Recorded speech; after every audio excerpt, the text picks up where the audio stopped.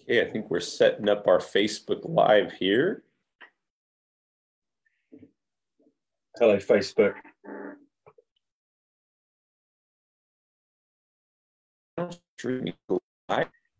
All right, guys, we got a very special guest today. I'm super excited. Ramon with you here. Dan Travis, who is one of the smartest guys in this industry that I know. He's a lecturer at the University of London, at the university, and he's on competition and has some really interesting thoughts in terms of where our sport is headed and how we can move it in the right direction. Dan, thank you so much for being on the call. Oh, thanks for having me. Yeah, absolutely, man. So, we've been talking. We had Sterling on last week. We had a great conversation. And people, the Rick Macy's, the Craig O'Shaughnessy's, and everybody's got this theory, and with all the stuff that's going on with COVID-19, I think a lot of people are kind of in shock, have a lot of questions. But the one thing that seems to be universal is that you guys see this as an opportunity. Is that how you see this? Yeah, I think it is important to add a caveat to that, because look, yes, there is an opportunity, but I think the opportunity that we're going to discuss today has been around for some time in tennis, and it's an opportunity for tennis coaches, because I think there have been certain trends that are kind of in place now, and they're going to accelerate. Okay. And the world has changed, and you can feel it now. You can feel it now with the current crisis. So yes, there is, in my opinion, there's an opportunity, but I'm not saying that this is a pleasant experience at the moment that people are going through. I don't mean to trivialize it in that way, but I do think it's time that we kind of had a look at what those possibilities as opportunities are.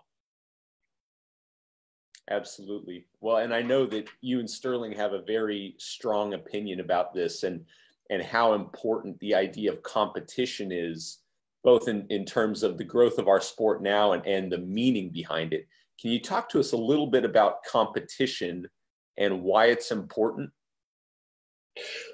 Yes, I think that what we've seen, one of the trends that I want to talk about today with you, Ramon, is the actual decline in the amount of people who compete. Okay. Mm-hmm. And I'm talking not about the elite of our sport, but about the declining competitive club players. That's what I'm talking about.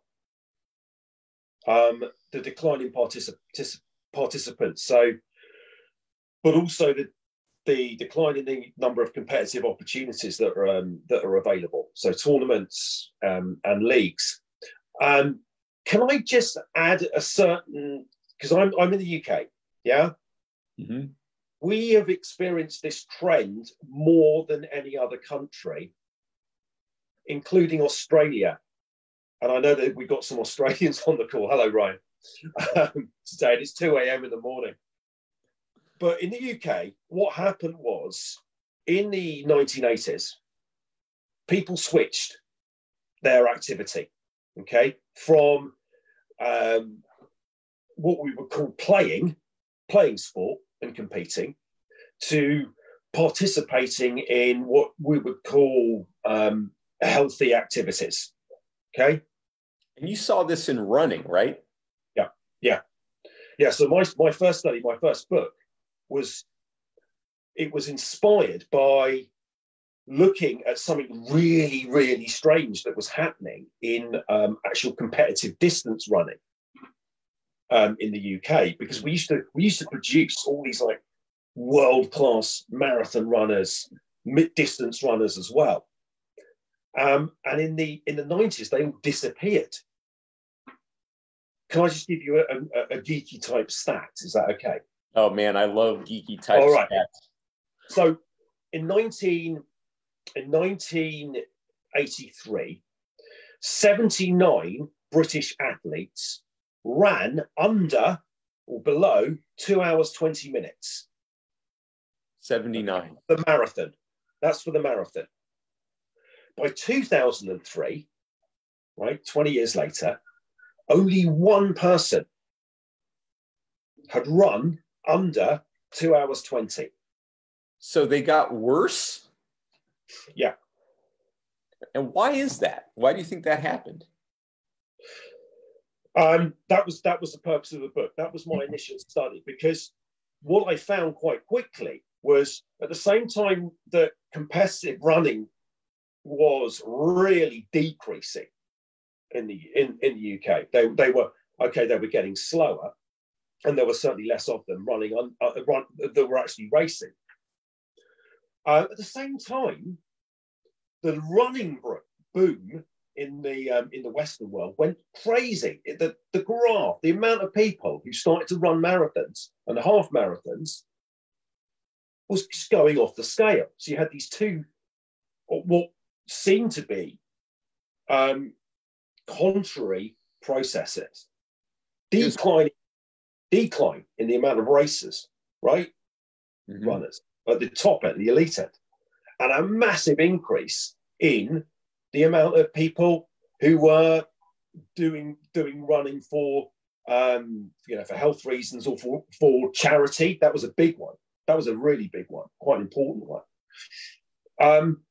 And in my study, I looked at how serious that was for people, right? Going out running wasn't jogging anymore. I called it the death of the jogger. This is not jogging. This is a very serious activity, right? People doing marathons who would never have ever thought of doing it. So more people running, yeah, fewer people reaching that elite level. Yeah. Got it. And my first instinct was there must be a relationship between the two. That was what I explored in the book. And through looking at that relationship between the elite runners and participatory running was really interesting, because there was a total apartheid in running between the racers and the non-competitive people going out doing marathons. Right. It was really strange. They were just they were going out. So yeah, you had more and more people coming into it, but we found that the meaning of competition, right? So when we say participating and going out running, it was much more to do with, as I said, health reasons and so on. But that was quite a strong motivation for people. There was nothing casual about that decision, right? And the meaning was there, right? But what we found after countless interviews of these runners was that they said that, I constantly have to motivate myself to do this. Right. Okay? That's really interesting. Okay. And the dropout rate was really high. So suddenly they just stopped running after a while. That was a really interesting feature of that running boom. So it seems like the competition almost created the meaning for the runner by itself. Yeah. And I know you've talked about that. Yeah. So that was my finding. Okay. By competing, right? That's racing in running, or actually competing in a tennis match. You spontaneously produce meaning just by competing. No one needs a reason, right? You don't need to motivate yourself to compete in the same way as you have to motivate yourself to go out running for health reasons. In other words, if you're doing it non-competitively, there's an external motivation there that you constantly have to call upon, right? Whereas in competition, you don't need to do that. Meaning is spontaneously produced. So, and I'm gonna take a guess here that by getting kids and adults to compete, and we know this is sort of a dangerous area because this is where egos get on the line and you're really putting it all out there. We are going to create more meaning for our players. Not quite. That's not quite what I'm saying, because meaning is great. Look, if people go out and play tennis for health reasons, right? Fantastic. I don't have a problem with that at all. I think it's a really, really good thing, right? Our industry relies on those people. Yep. What I'm saying is that there is a difference between doing that and competing. Competing is, I would argue, a much more meaningful experience. And oddly, here's an odd one. It's also, I would say, it's much more social. Interesting. Because it involves at least one other person. Whereas if you're running to beat your own time, you don't even, that's what you see when you see these big marathon events, don't you? Or half marathons, they're all focused on that, yeah. Whereas if you're racing, you've got to be, So the social structure of competition is absolutely fascinating. And look at what's happened now. What happened, right?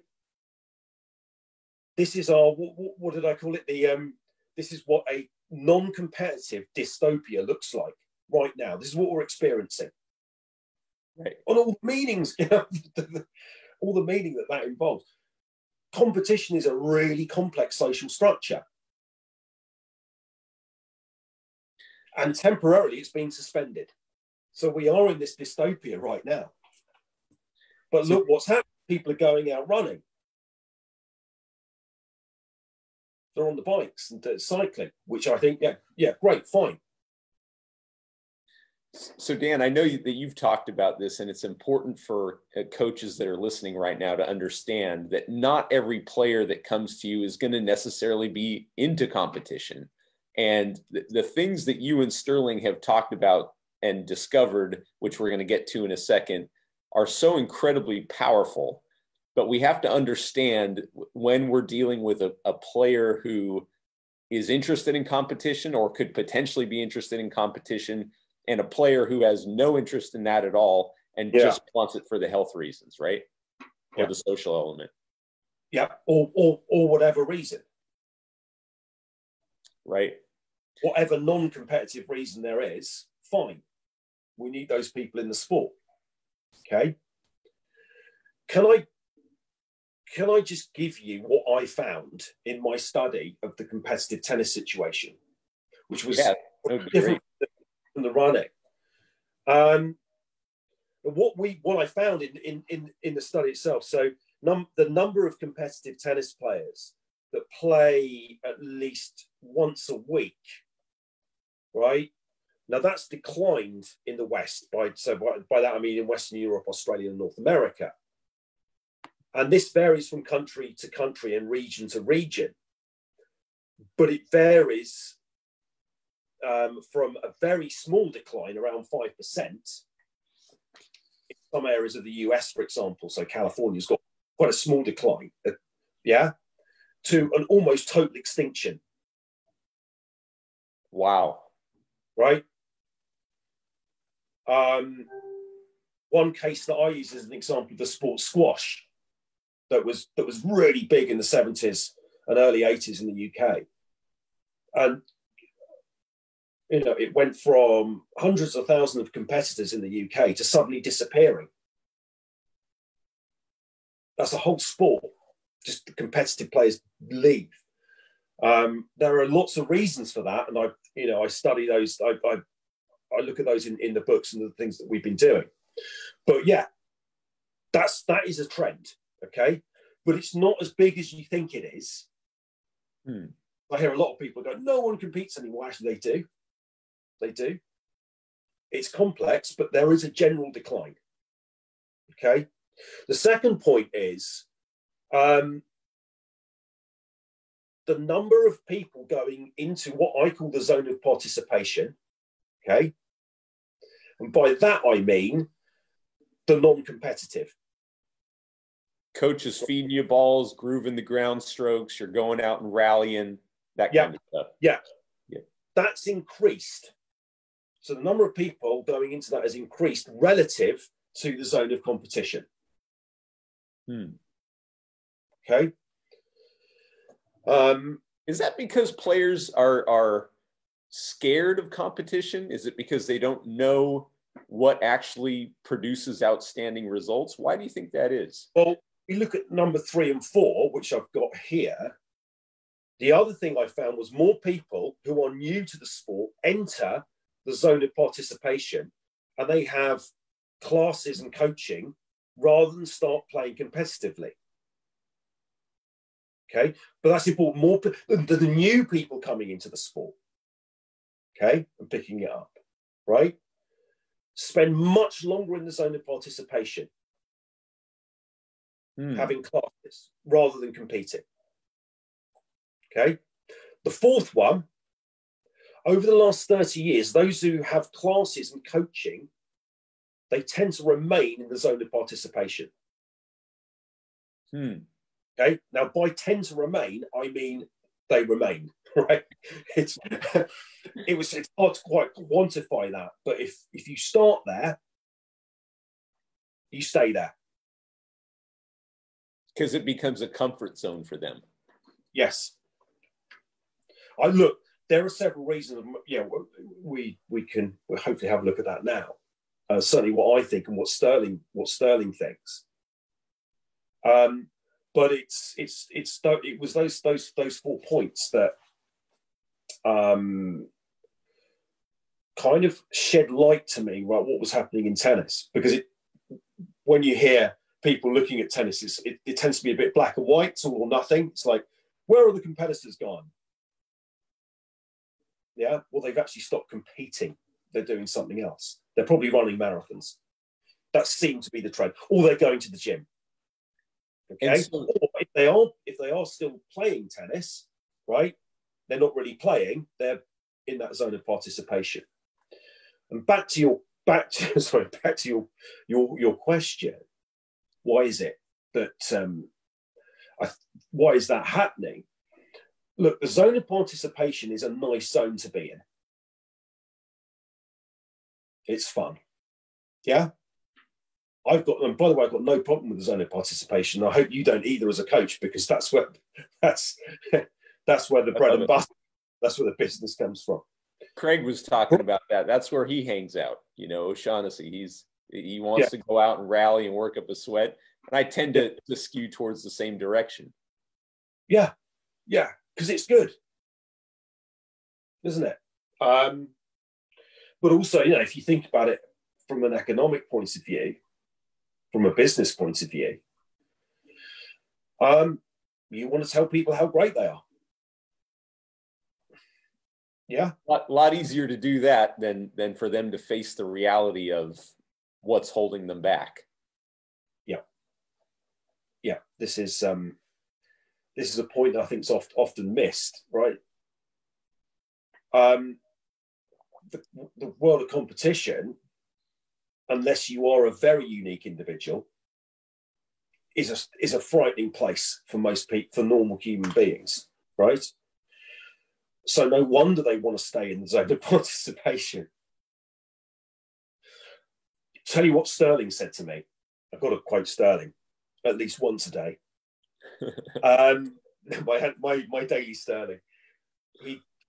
That people don't score in tennis. The amount of people who do scoring tennis versus non-scoring tennis is massively increased, right? They're scared of scoring. Number one problem, do you know what the number one reason for juniors losing points was? They forgot the score. They didn't know what the score was, and they're giving away points, right? So forget error, for God's sake. They're not keeping the score. Now, if you don't know what the score is, you can't possibly make the right decision. What's the biggest cause of cheating or so-called disputes in junior tournaments and tennis? They're calling the score as they throw the serve up.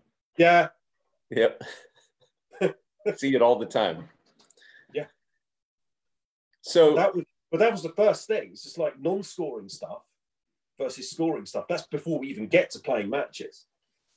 Now, do you think this comparative decline in the number of competitive tennis players compared to the ones that are in this happy, fluffy zone of the zone of participation, is that because that they don't have a sort of an idea, a grasping of what goes into competition and what actually will produce outstanding results for them? Look, I think one of the biggest problems is carrying over the mindset of the zone of participation into the zone of competition. So you can see, what do we see in the zone of participation is a lot of repetition. Repetition to work. It's quantitative, right? It's all about quantity in there. Right? The amount of doing, I might get my heart rate up and so on, right? The zone of competition, though, is qualitative difference, right? It's all about making those qualitative changes. That's why people flounder, because if you've got a quantitative approach to tennis, it's going to be a shock to you when Sterling and I produce from our app and from the data we do. Guys, the point's over in 2 shots 70% of the time. That's the biggest shock. Now, if you don't know that, what you tend to think, the reason you ask the people, the number one reason they think they're losing matches, do you know what it is, Rommel? Oh, my backhand was off the rails. I was shanking my backhand. That's number 2. All right. So a technical thing, yeah? Mm-hmm. Yeah. Well, number 1 is actually I'm not consistent enough. I need to become more consistent. I think we've heard that before. Yeah. Yeah. And I think, it's what Sterling refers to all the time is that problem of perception. And we do exaggerate in our heads, in our minds, the longer rally. And there's a lot of reasons for that. You're watching Wimbledon, well, not this year, obviously, but when you watch, the top players, you watch it on TV, what are they replaying? Right? They're replaying the longer point, isn't that? Yeah. So we'll remember the longer points, and emotionally we're attached to that. So you ask someone who came off and they'll go, God, I lost that long rally. That's one feature of the competition, I think. The same thing, by the way, just a quick side note, the same thing happens when someone hits an outright winner. That's just a miraculous shot, right? And I know you guys have talked about this epidemic, the isolated shot making. And so I just wanted to chime in there. That's the same thing that happened there. The ISM. Yep. Yeah. Very, it's really striking when you do the match data in the art of winning way. We've created the app to measure 2 metrics, right? When did the error occur? Okay, and on what 2-shot combination? Backhand, forehand, backhand, and so on. Right. Speaking of data, this is an important point. These are not theories that you guys are putting together. You and Sterling have been charting over 2,500 matches over the past 5 or 6 years. You guys have over 200,000 data points to back this up. So this is not some, harebrained scheme. This is rooted in science and numbers. Yeah, and I think if I can add to that it was done ATP Tour down to club player and junior. Those 2,500 spread. And is there any? So this is not guesswork. No, this is not guesswork. Right. And is there any difference in the numbers between the juniors and the ATP player, or do they flesh out the same way? Okay. I'll bring Ryan in here and from Australia, because he's a mathematician.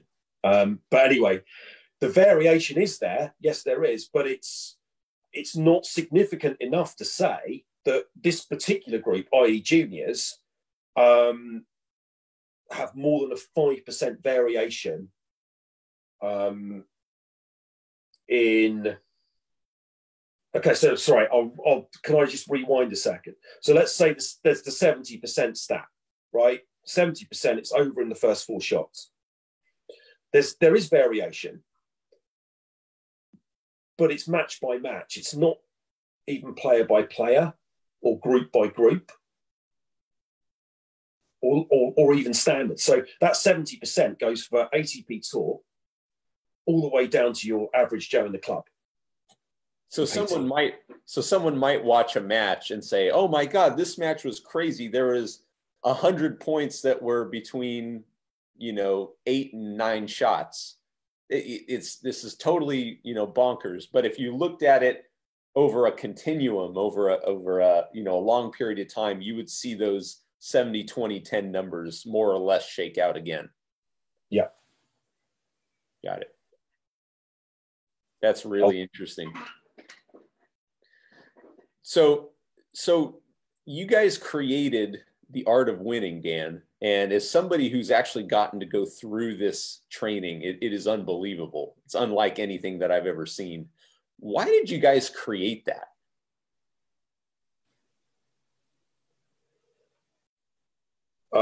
Sorry, I'm just trying to unmute a couple of people. Can we do the Johan and Sterling?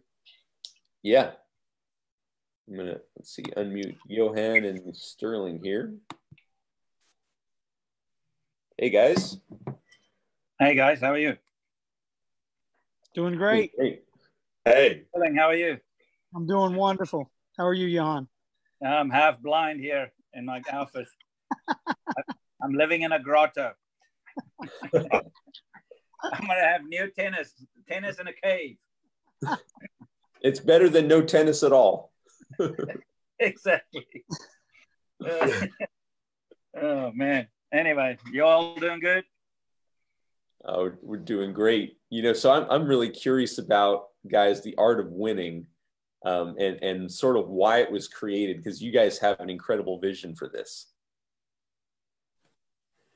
Sterling, you want to talk about that? Yeah. So back in 2012, when I started this, it was a project I called Transforming the Practice Court. And then I was running junior data for about 3 years until I ran into Craig O'Shaughnessy. And then we got to talking and then found the numbers and the data was adding the same, basically.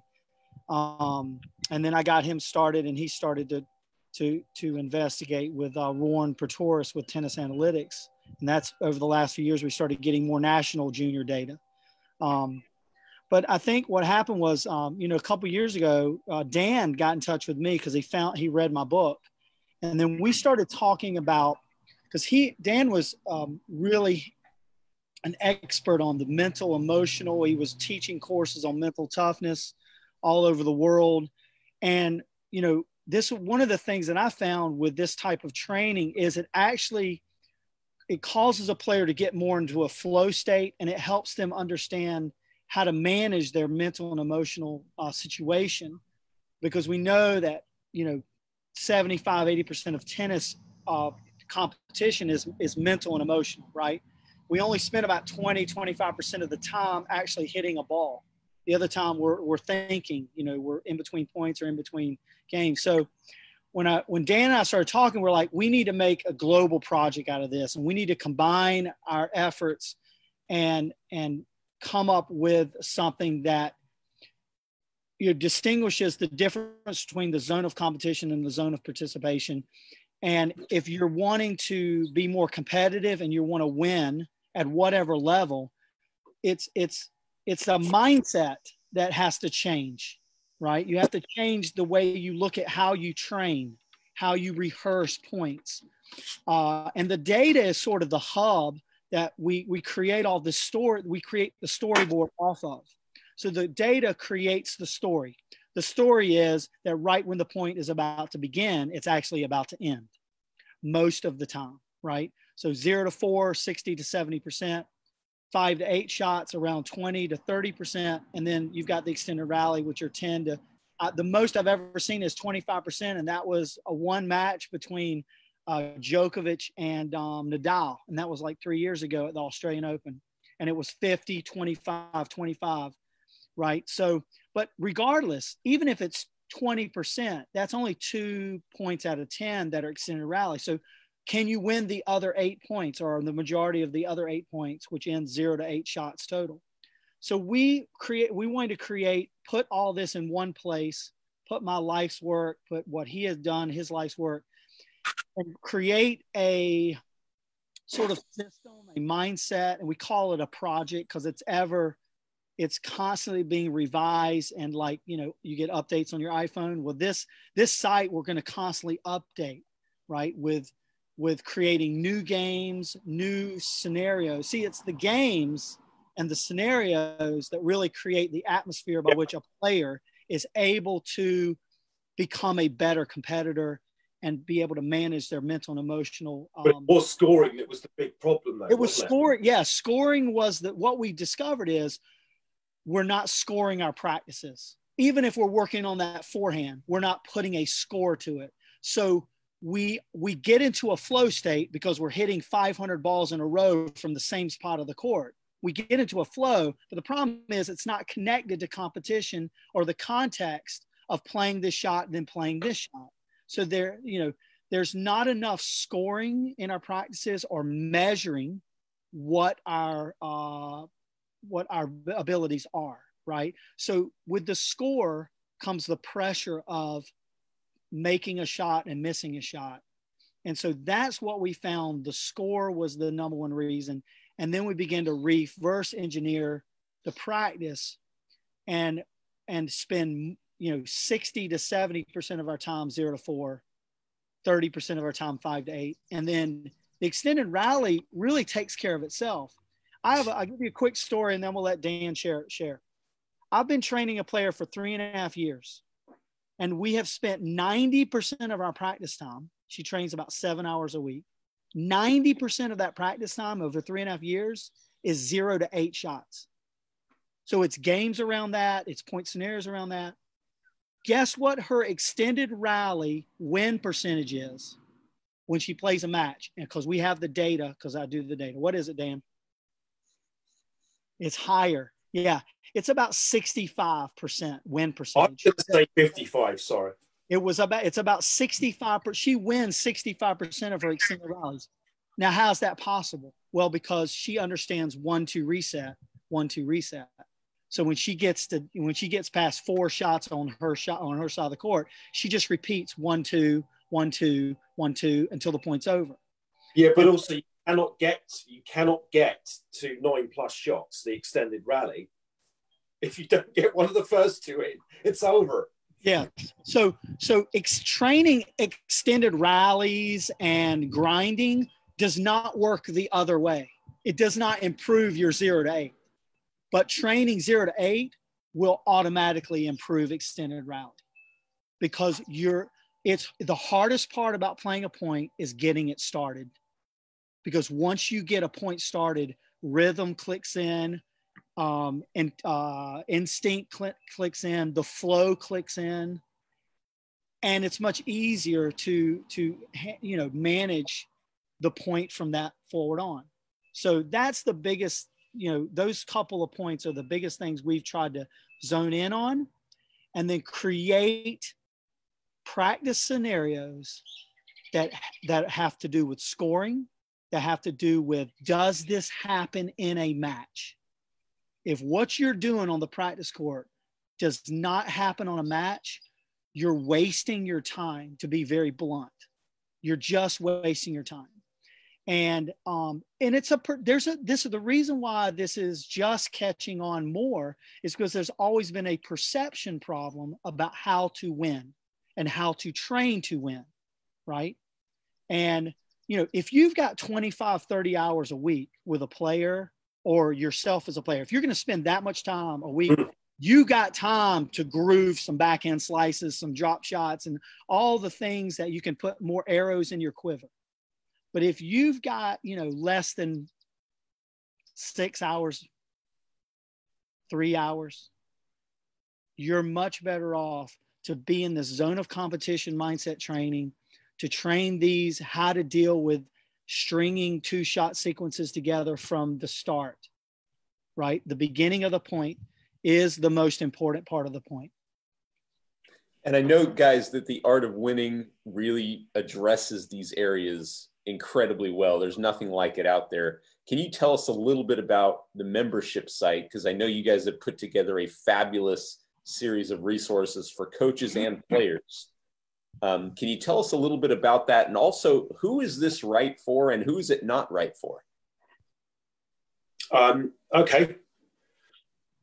The idea of the membership site and the Art of Winning was a project. You know, this is a global project.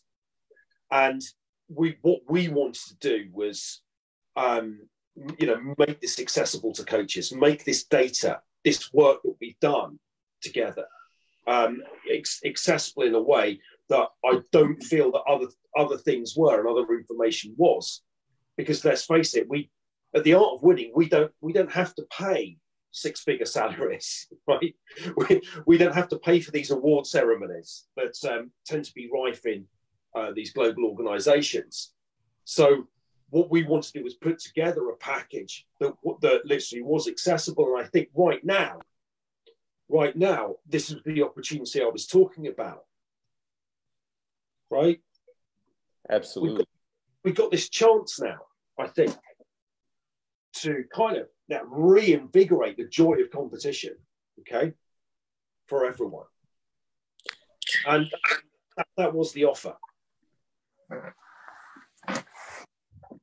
Hello, Johan. Oops. Sorry, I'm yeah. So sorry, just my screen's jumping around slightly.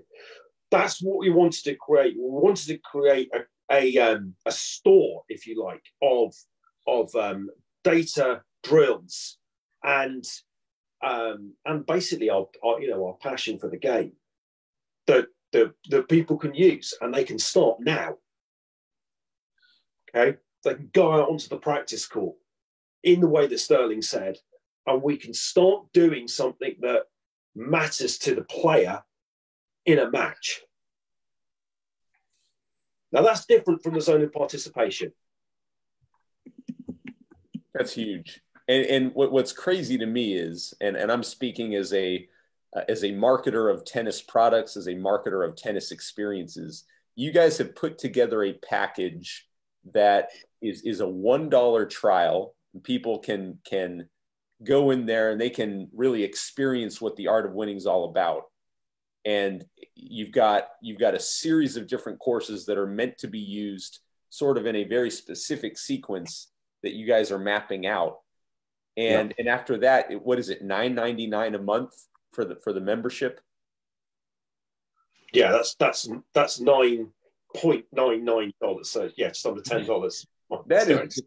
That is unbelievable. Okay, so if you're a coach watching this right now and you're thinking to yourself, this is all very, very interesting, and you want the ability to help your players win more matches based on data, based on these two men's life work of what actually goes into winning a tennis match, based on the numbers, you can try this out right now for $1. And what's the website, Dan? Where can people check this out? Yeah, it's a bit convoluted at the moment, but we're getting sorted out. It's artandscienceofwinning.com. So the artandscienceofwinning.com. You guys, this was such an incredible call. And I know that there's going to be a lot of interaction going on here in the comments. If you guys have any questions, if you're watching this live on Facebook right now, let me see if we're we have any comments. If you're watching this live on Facebook right now, sorry about this.